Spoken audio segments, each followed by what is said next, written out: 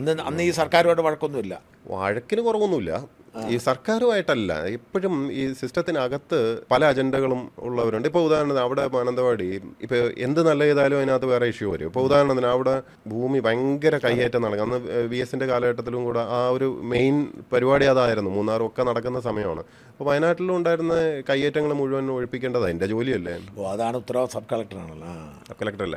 അപ്പോൾ അവിടെ കടകളും കുറേ എണ്ണം അതുപോലെയുള്ളത് ഒഴിപ്പിക്കേണ്ടി വന്നു. അതിൽ തീവ്രവാദ സ്വഭാവമുള്ളവരുടെ ഇതുവരെ മാറ്റേണ്ടി വന്നിട്ടുണ്ട്. അവരുടെ ഭയങ്കരമായിട്ടുള്ള പ്രശ്നങ്ങളൊക്കെ അവിടെ ഉണ്ടായിട്ടുണ്ട്. അന്നൊന്നും ഇങ്ങനെ സോഷ്യൽ മീഡിയയോ അല്ലെങ്കിൽ മീഡിയ പോലും, വയനാട് അല്ലെങ്കിലും അങ്ങ് ദൂരെ ആരുടെയും കണ്ണും വെട്ടത്തും ഒന്നുമല്ല നിൽക്കുന്നത്. അവിടുത്തെ ഇതൊന്നും ആരും മൈൻഡ് ചെയ്യുന്ന പോലും ഇല്ല. അപ്പം അന്നത്തെ അവിടെ സർവകക്ഷി യോഗം കൂടി. എന്തിനാണെന്നറിയോ, അവിടുത്തെ ഒരു തണ്ണീർത്തടം ഉണ്ടായിരുന്നു. തണ്ണീർത്തടം ഒരു സ്വകാര്യ വ്യക്തിക്ക് ഒരു ഷോപ്പിംഗ് കോംപ്ലക്സ് ഉണ്ടാക്കാൻ വേണ്ടി കൊടുക്കാൻ വേണ്ടി അതിന് വേണ്ടി അവർ രേഖയിൽ എന്ത് എഴുതിയെന്നറിയോ, അതൊരു പഞ്ചായത്തിൻ്റെ ബസ് സ്റ്റാൻഡ് ആക്കിയിട്ട് ഒക്കെ എഴുതി പിടിപ്പിച്ചിട്ട് ഫലത്തിൽ ഇയാൾ എന്നാൽ പിന്നെ ഭൂമി കൊടുക്കുക, സർക്കാരിന് കൊടുക്കുക, അതൊന്നും കൊടുക്കാൻ തയ്യാറല്ല. അയാൾക്ക് അത് വേണം.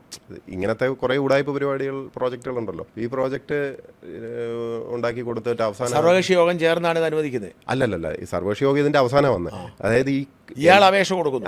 സോക്കോൾ ഷോപ്പിംഗ് കോംപ്ലക്സിനകത്ത് മുറികൾ അവിടുത്തെ എല്ലാ കക്ഷികൾക്കും കൊടുത്തു.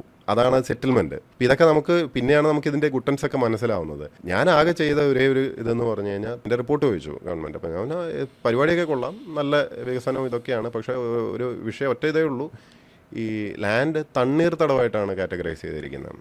വയൽ പോലുമല്ല, തണ്ണീർത്തടം കൺവേർട്ട് ചെയ്യാൻ വേണ്ടി സെക്ഷൻ, ഈ റൂളിൽ സെക്ഷൻ ഏതെങ്കിലും ഉണ്ടെങ്കിൽ അത് വെച്ചിട്ട് അനുവദിക്കാവുന്നതാണെന്ന് തന്നെയാണ് ഞാൻ കൊടുത്തത്. അങ്ങനെ ഒരു സെക്ഷൻ ഇല്ല. അപ്പോൾ ഇവരത് കുറച്ച് കഴിഞ്ഞപ്പോഴാണ് ഇവർക്ക് പിടികിട്ടിയത്. തണ്ണീർത്തടമെന്ന് ഞാൻ പറയാൻ പാടില്ലേ, ഫാക്റ്റ് അല്ലേ, എൻ്റെ ജോലി അതല്ലേ. അപ്പോൾ അത് കഴിഞ്ഞപ്പോൾ സർവകക്ഷി യോഗം കൂടിയിട്ട് അവിടുത്തെ വികസനം ഞാൻ ഇല്ലാണ്ടാക്കി എന്ന് പറഞ്ഞുകൊണ്ട് അവർക്ക് കട കിട്ടാതെ പോയതിൻ്റെ വിഷമമാണ്. ഒരു കക്ഷി ഒഴിച്ച് കേട്ടോ, ഞാൻ ഏത് കക്ഷിയാണെന്ന് പറയുന്നില്ല.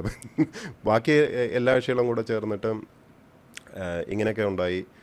സോ അടിയുന്നോ ഇടിയുന്നോ ഒന്നും പറയാനില്ല, ബട്ട് ദിസ് ഹാപ്പൻസ്. നമ്മൾ നിലപാട് എടുത്തു കഴിഞ്ഞാൽ അഭിപ്രായം സംഭവിച്ചു ആ ഒരു ഫയറിനെ അതിൽ അവർക്കൊന്നും ചെയ്യാൻ പറ്റിയില്ല.